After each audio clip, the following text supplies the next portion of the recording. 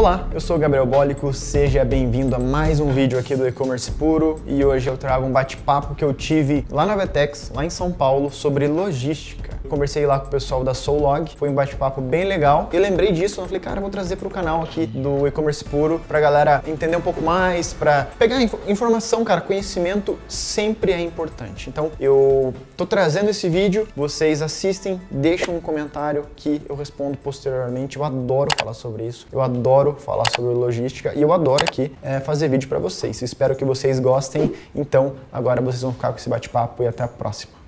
Meu nome é Gabriel Bólico, eu tenho 2 sites na loja integrada, o shopb.com.br e o meu gameusado.com.br e trabalho com e-commerce já há quase 10 anos e um dos principais desafios que eu encontrei nesses anos foi a parte logística. Olá, eu sou Edi da Soulog, eu sou empreendedora no segmento há mais de 13 anos, eu sou mãe de 3 filhos homens e eu falo pra vocês, galera, que de loucura e de logística essa arte eu domino. O lojista, ele tem que demandar a força dele pro marketing, porque o importante é vender, né?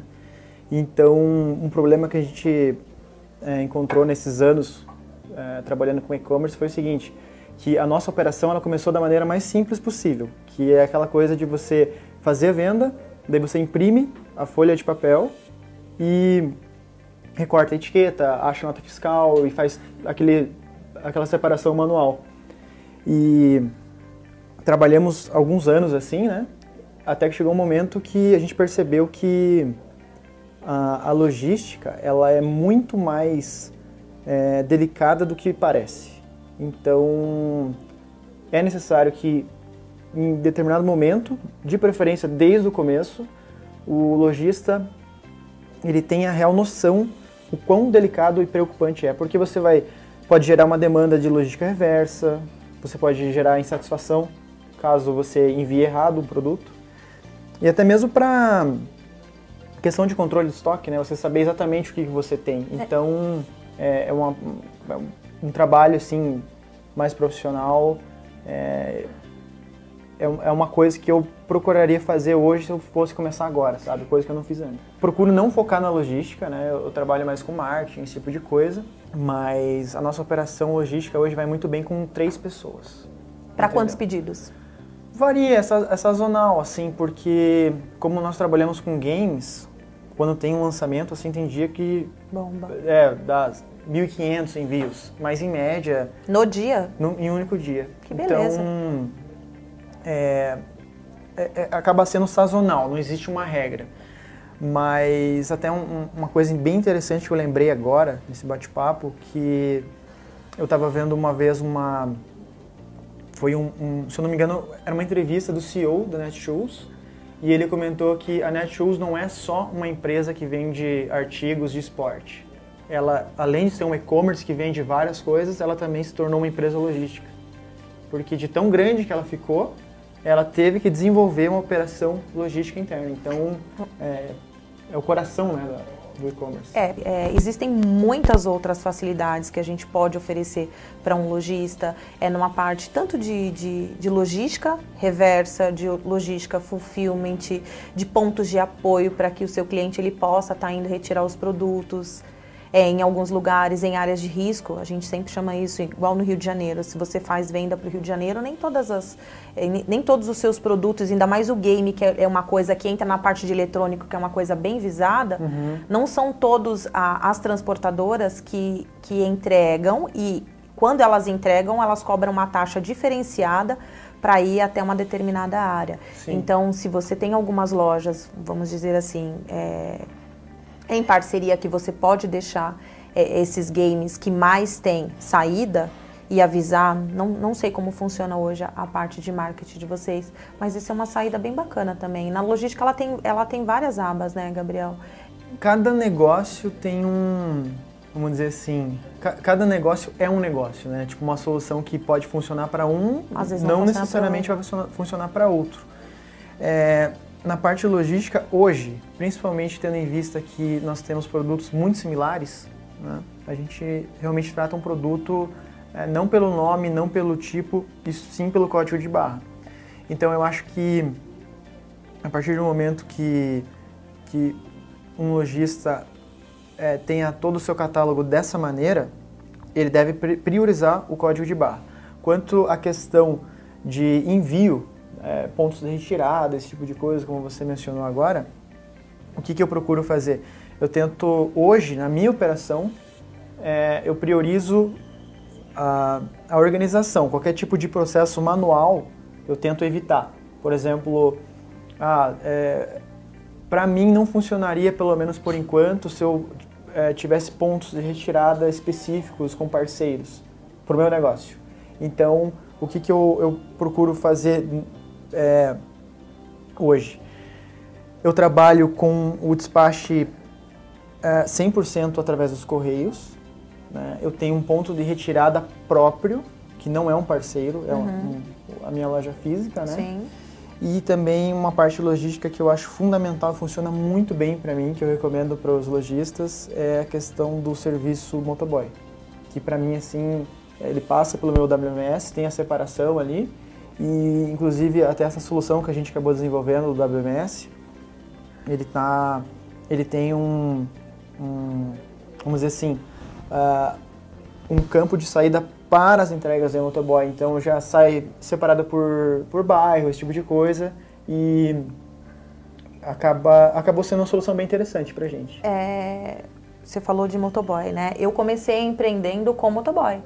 Que legal. A minha primeira empresa foi no segmento de entregas rápidas, então eu falo que toda a experiência, a maior parte da experiência logística, principalmente na parte de frete, eu trago dos motoboys e de motorista, porque eu fazia a última parte do processo logístico, que é a entrega, e hoje eu faço o inverso, hoje eu faço a primeira parte da cadeia. Então, assim, quando você falou de motoboy, que seu sistema, ele tem uma, vamos dizer assim, uma roteirização, vocês separam por cabeça de CEP, ou vocês separam por regiões, porque a gente pode ter dentro de um CEP, várias ruas, várias avenidas, vários bairros. E aí, quando a gente fala em motoboy, o motoboy ele vem pegar serviços avulsos com vocês, sazonais, ou ele tem um contrato fixo com a sua loja e ele passa lá todos os dias em determinados horários e eles fazem as coletas dos produtos. É isso que eles fazem? Então, como que funciona? Uma coisa que ajuda muito para o nosso fluxo hoje de motoboys é a tradição que a loja tem. Regionalmente, a gente já tem um nome legal, né? Muitos clientes acabam comprando com a gente de forma diária.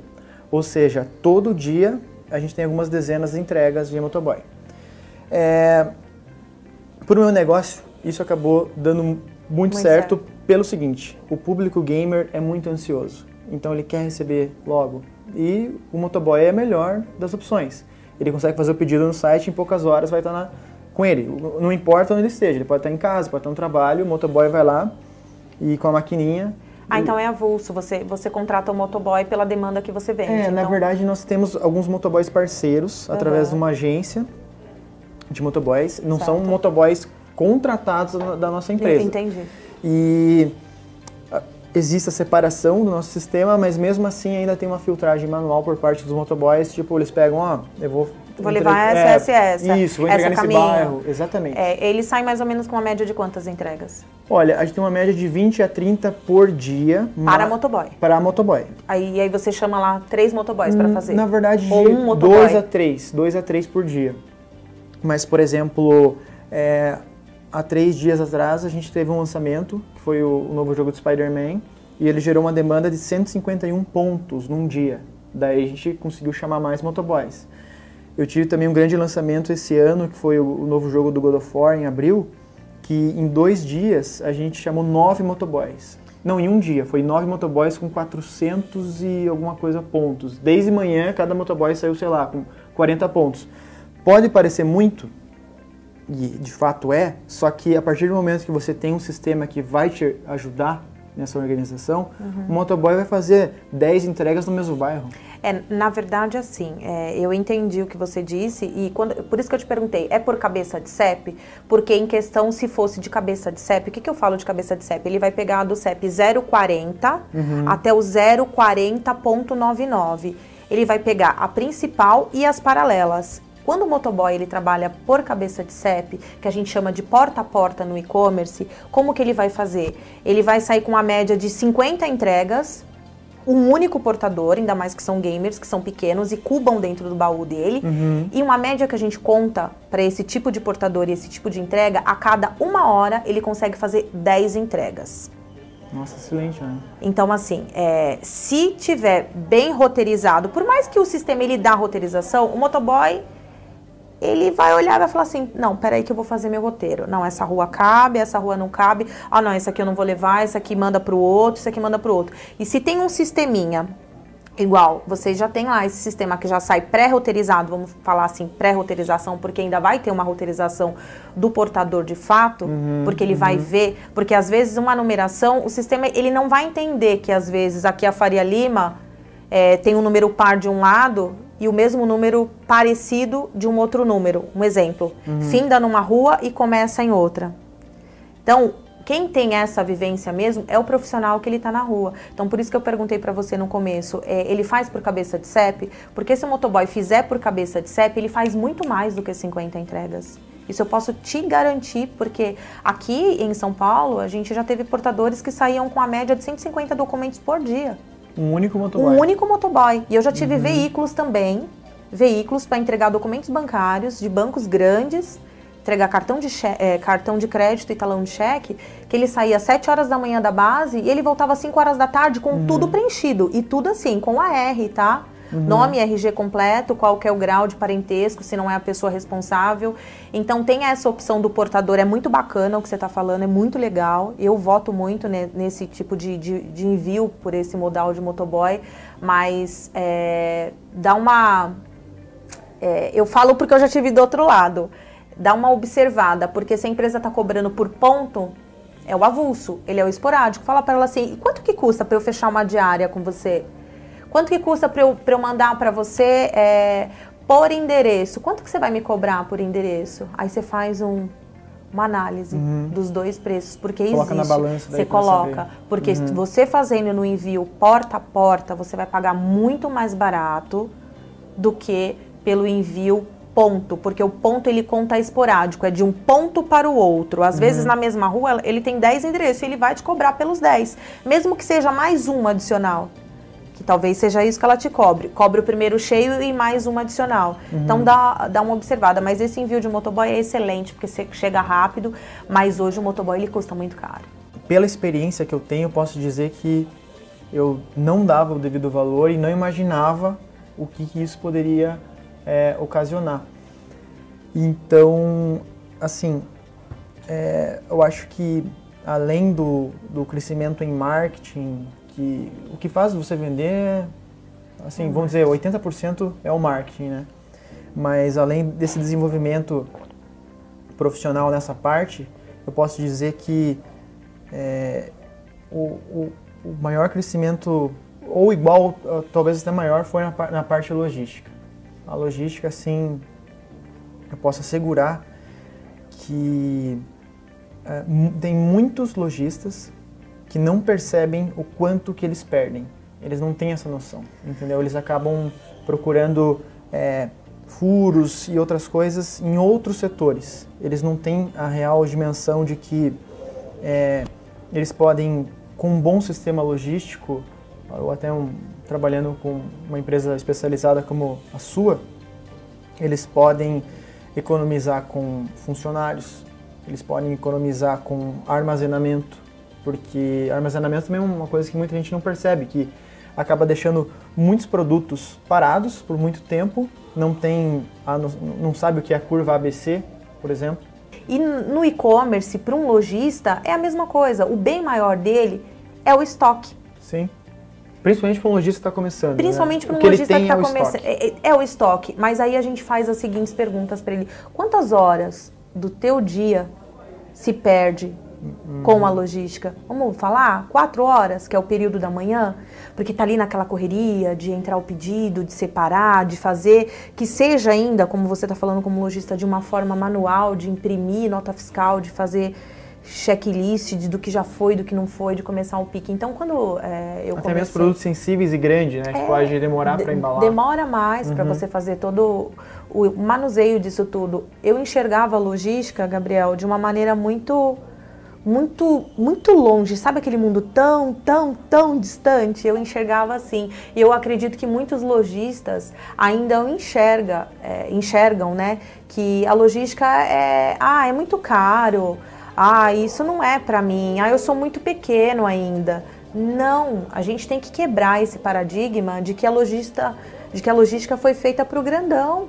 Mas não, tem a logística hoje para o PME, porque a gente consegue mostrar para eles que ele pode ter a eficácia de um grandão. Sim, até mesmo uma analogia, nos tempos de hoje com o passado.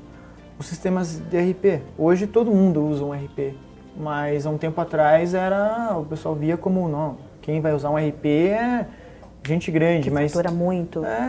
Não é bem assim, eu acho que tem que ter, sim, uma atenção especial, até, como eu falei, você pode estar perdendo ali e você não sabe que está perdendo. Então, e o e-commerce, um dos desafios, é muito competitivo, absurdamente. Todo mundo quer vender na internet. Eu trabalho com um ramo difícil, games. Hoje você vai no mercado, você encontra games. Então, como se tornar relevante, como ser competitivo? Você precisa ter o controle de tudo, saber na ponta do lápis o que está acontecendo e ter um custo enxuto. Mas eu vou gastar com o sistema logístico. De verdade, o lojista vai perder mais se ele não investir, na verdade. Isso. O que eu fiz? Eu acabei desenvolvendo para mim uma solução própria que revolucionou a empresa. A empresa é outra, assim, sabe?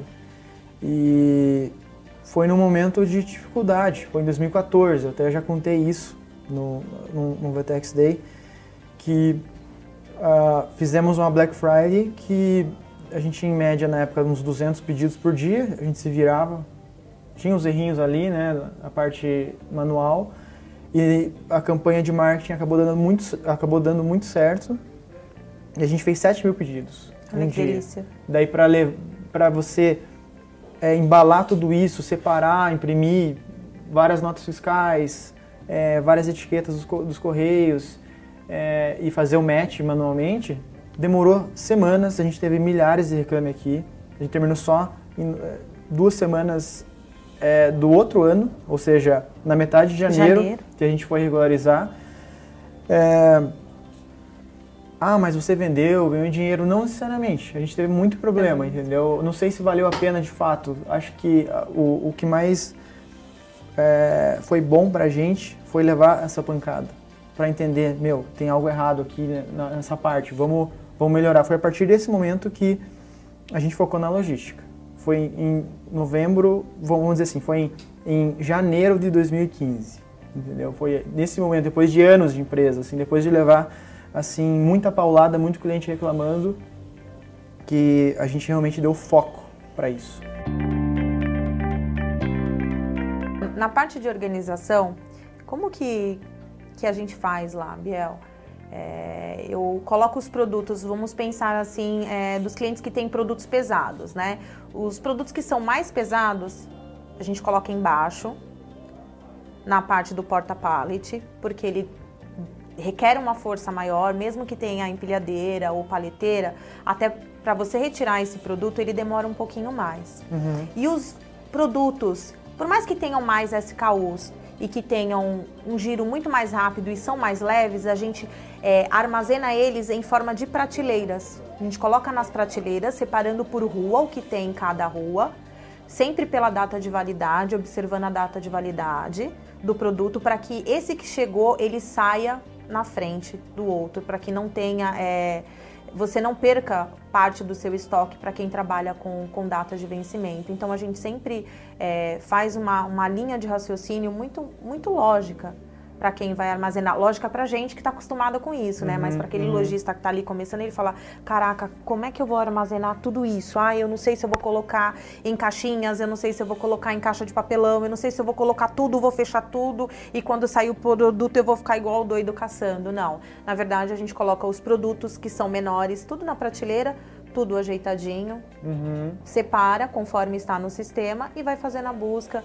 e bipando por código de barra. Como você mesmo disse, tem alguns produtos que são muito similares, às vezes troca só uma cor ou qualquer variável que seja nesse produto, então a gente sempre busca pelo código de barras, que fica muito mais fácil. Então é uma organização muito prática. Sim, e até na questão de organização, uma dica que muita gente acaba não percebendo e que faz total diferença é esse lance de produtos curva A, que é importante que eles fiquem próximos à estação de separação, porque vamos imaginar que você tenha, sei lá, 50 vendas de um produto curva A. Se ele tiver no fundo do seu barracão, no seu CDD, você vai... E vamos imaginar que...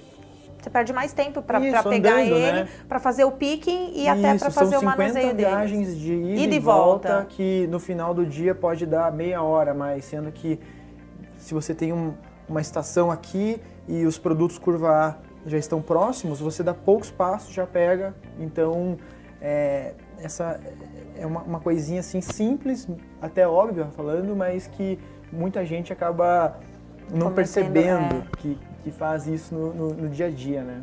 E para e-commerce, um dia é muita coisa, né? Nossa, pra gente Se você também. deixar para postar no outro dia, o cliente já sente isso. Então, quanto mais rápido for a tua operação, melhor. Se eu pudesse dar uma dica para quem está começando hoje, referente à parte logística, aquele cara que está iniciando a operação de fato. O que eu faria com toda a experiência que eu tenho hoje no lugar dele? Obviamente, um dia ele vai ter que entender que ele vai precisar profissionalizar essa parte. Ele talvez não tenha capital nem como fazer isso de início, mas vai chegar um momento com o fluxo dele que ele vai precisar contratar uma solução como a sua, ou de repente... desenvolver um sistema como o seu. Como eu acabei fazendo, só que eu percebo que os lojistas, principalmente os que estão começando, eles acabam subestimando um pouco as ferramentas que eles têm. Por exemplo, eu uso loja integrada, tenho uma operação legal, gosto da plataforma de verdade, gosto muito e sei até onde, o que dá para fazer e me surpreendo, assim. Tem bastante coisa que a gente consegue adaptar e se virar muito bem. Então, quais dicas que eu deixo para um lojista que está começando?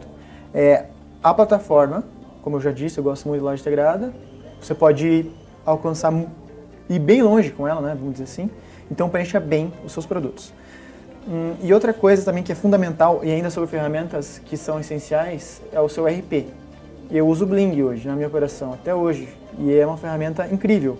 E muita gente não sabe o quê? Que dentro do Bling você tem um sisteminha de picking e packing simples.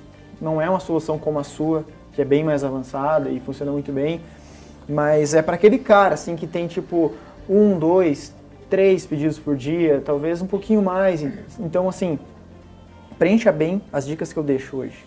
Preencha bem seus cadastros dentro da loja integrada, preencha bem dentro do seu RP, que é o Bling, que eles não vão sanar, não vai ser uma solução logística profissional, não vão sanar todos os problemas, mas eles vão minimizar bastante. Então, conheça bem as suas ferramentas. Você não consegue, você pode não ter capital para fazer um grande investimento, para desenvolver alguma coisa, para, sei lá, ter um custo a mais nesse início, mas é possível já com essas duas ferramentas que eu vejo como essenciais, você ter um controle bem legal. Então, são dicas que eu deixo assim, o que eu faria se fosse um lojista começando realmente do zero hoje. Eu vou dar uma dica, Biel, assim, tanto na parte que eu tenho a visão do lojista, né, que ele traz os produtos pra gente, como na parte da logística mesmo, como você disse do cadastro, quando eles preenchem lá na plataforma, eu acho que tem que ser de uma maneira muito bem descrita. Olha, uma caneca, hashtag, bora vender, branca, com a escrita preta, desenhar. Literalmente, ele vai desenhar. Ele não pode fazer rápido, né? Não. De repente deixar sem um EAN, uma coisa nada. assim. Ele vai de uma forma muito minuciosa e muito detalhista, porque tudo isso vai fazer a diferença na hora que a pessoa for separar. Isso. Por mais que tenha ali o código... E querendo ou não, vai gerar um retrabalho, né? Para ele. Ele vai ter que fazer isso uma hora ou outra. Então, o retrabalho, ele é pior do que o retrabalho. Exatamente. Porque você vai ter que fazer 2 vezes. Então, deixar de uma forma bem detalhada, bem bonitinha, bem certinha, facilita muito a vida do lojista e de quem está fazendo a sua logística, se for de uma forma terceirizada. Sim. E para ser sincero, foi até um erro que eu cometi, entendeu? Porque a vida do empreendedor, sim, é uma escola. Você tem erros, tem acertos, você precisa mais acertar do que errar. E é uma dica que eu quis passar agora para quem estiver acompanhando esse bate-papo, porque foi onde eu errei e eu vejo que Muitos erram.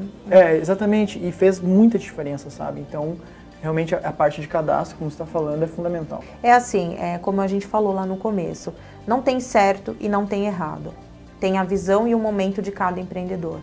Colocou no papel, colocou lá no seu plano de negócios, todos os números, todas as suas métricas, tudo que você vai fazer para você alcançar, onde você quer chegar, em quanto tempo, se cabe, se está cabendo ali no seu orçamento, faça esses investimentos que sejam em RP, que sejam em plataforma, que seja numa logística fulfillment terceirizada, que seja em planos de marketing, em vendas, em alguma coisa que seja melhor para o seu e-commerce. Porque um e-commerce hoje, o índice de mortalidade dele é 70%. E o que causa essa mortalidade no e-commerce aqui no nosso Brasil? É a falta de conhecimento em gestão logística, que está em primeiro lugar, e que depois perde apenas para a parte tributária. Então, quando a gente fala em logística, em terceirizar a logística, a pessoa ela vê muito distante e acha que não é, que o que eu vou estar perdendo dinheiro com isso? Eu não posso pagar uma logística porque, vamos lá, vamos pensar num plano mínimo. Eu vou gastar R$400, mas R$400, gente, a gente não loca. E a parte estrutural, física? E uma mão de obra, uma contratação de um funcionário. E a infraestrutura desse local. Embalagem. E a embalagem. É uma série de coisas que eu acho que vale a pena pensar, independente de qual seja a empresa, que o seu e-commerce esteja bem estruturado, bem alinhado e que você tenha um propósito, porque quando você está ali firme em parcerias e conexões boas, é muito difícil quebrar esse elo que existe, porque a cabeça de um empreendedor que caminha junto com outros é totalmente diferente daquele cara que ele empreende sozinho. Então, o mindset dele, ele é outro. Então, a minha dica, além dessa parte de sistemas, de RP, de logística, é não caminhar sozinho. Você vai conseguir ferramentas que vão te auxiliar. Então, nesse caso, eu seria um tipo de lojista que faria um teste primeiro. Vamos colocar algumas pecinhas, ver como vai funcionar, porque eu acho que a ferramenta você só vai saber se ela é boa ou não na prática. Então, se vocês aceitam dessa maneira, eu acho que já é um ponto bem positivo. De repente, pegar alguns produtos para fazer esse teste, né? Na verdade, a gente estava até batendo esse papo um tempinho atrás, e tem alguns lojistas que estão fora do estado de São Paulo e que eles vão fazer esse teste com a gente, trazendo parte do estoque dele para o nosso CD. Por quê? Porque a maior parte do frete dele, de vendas dele, se concentra aqui em São Paulo. Então, só aí ele já vai ter um diferencial de competitividade em relação aos concorrentes dele, porque a taxa, a tarifa de frete dele vai descer, saindo de São Paulo para São Paulo, ele vai pagar muito mais barato do que de um outro estado para cá. E fora também que os fornecedores dele, desse cliente em específico que eu estou mencionando aqui agora, está em São Paulo. Então o fornecedor também não vai ter uma tributação e até mesmo uma alíquota de frete alta para poder entregar em outro estado. Eu agradeço o pessoal da Loja Integrada, a Natália, que me proporcionou esse momento de estar aqui dividindo com você, que é um cara que eu já admirava sem você saber, eu já conhecia um pouco da sua história. Eu agradeço muito o pessoal, agradeço você por dividir comigo. Eu também quero agradecer a todos os envolvidos, né, desde a parte da galera da Loja Integrada, da produção, você, que eu gosto muito de conversar sobre e-commerce, gosto de trocar experiência, poder ajudar outros lojistas, falar um pouco sem ser esse conto de fadas de como é a vida do empreendedor, né? E eu já cometi erros, mas por sorte muito mais acertos. Agradeço ao pessoal da Loja Integrada, que é uma galera muito fera, que eu sei que eles se importam realmente com os lojistas, eu sinto isso, gosto muito da relação que eles têm com os lojistas e eu espero que muita gente tenha aprendido com esse bate-papo aqui e que a gente continue a conversar daqui para frente.